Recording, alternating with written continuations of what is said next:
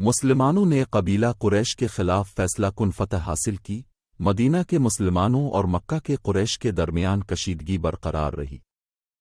قریش نے اپنے نقصان کا بدلہ لینے اور اپنی عزت دوبارہ حاصل کرنے کی کوشش کی۔ اس نے اپنا تسلط بحال کرنے کے لیے مسلمانوں کے خلاف بڑے پیمانے پر حملے کی منصوبہ بندی شروع کر دی۔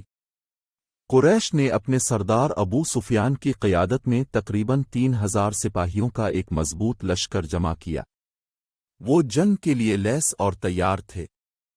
جب قریش کے منصوبے مدینہ میں مسلمانوں کو معلوم ہو گئے تو یہ خبر رسول اللہ صلی اللہ علیہ وسلم تک پہنچی، اور نبی صلی اللہ علیہ وسلم نے اپنے ساتھیوں سے مشورہ کیا کہ وہ لائحہ عمل طے کریں۔ اپنے ساتھیوں سے مشورہ لینے کے بعد نبی صلی اللہ علیہ وسلم نے مدینہ شہر سے باہر قریش کا مقابلہ کرنے کا فیصلہ کیا۔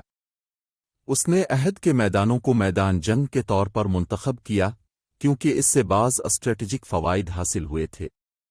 مسلمانوں کی فوج تقریباً 1000 سپاہیوں پر مشتمل تھی، جن میں زیادہ تر پیدل سپاہی تھے۔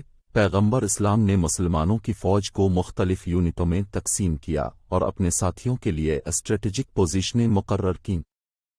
تیر انداز مسلمانوں کے عقب کی حفاظت اور دشمن کی کسی بھی چال کو روکنے کے لیے قریبی پہاڑی پر تعینات تھے۔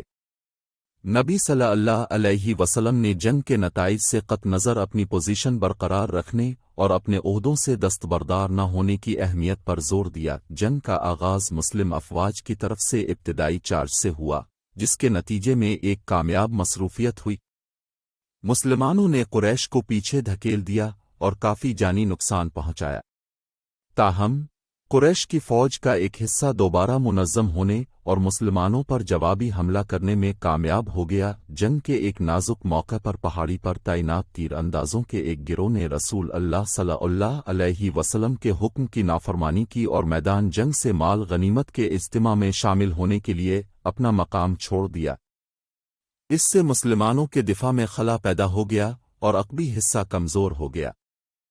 خالد بن الولید، ایک مشہور جنگجو جس نے بعد میں اسلام قبول کیا، اس موقع سے فائدہ اٹھایا اور پیچھے سے اچانک حملہ کیا۔ ان کے عقب پر اچانک حملے سے مسلم فوج کو شدید لڑائی اور افراتفری کا سامنا کرنا پڑا۔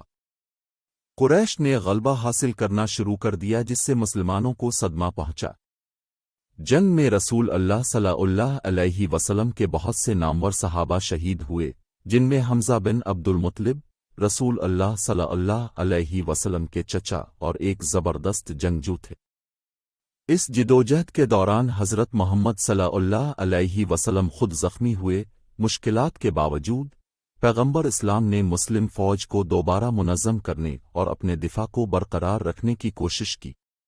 تاہم نازک صورتحال کو تسلیم کرتے ہوئے اس نے احد کے پہاڑی درے کی طرف اسٹریٹجک انخلا کا حکم دیا، جس نے قدرتی دفاع فراہم کیا اور دشمن کی پیش قدمی کو روک دیا۔ مسلمانوں نے زیادہ سے زیادہ لوگوں کی حفاظت کو یقینی بناتے ہوئے منظم انداز میں پیچھے ہٹ گئے۔ اگرچہ احد کی جنگ مسلمانوں کے لیے ایک اسٹریٹجک دھچکا تھا، لیکن وہ مکمل طور پر شکست نہیں کھا سکے۔ قریش نے اپنے فائدے کا پیچھا نہ کیا اور مکہ کی طرف پیچھے ہٹ گئے۔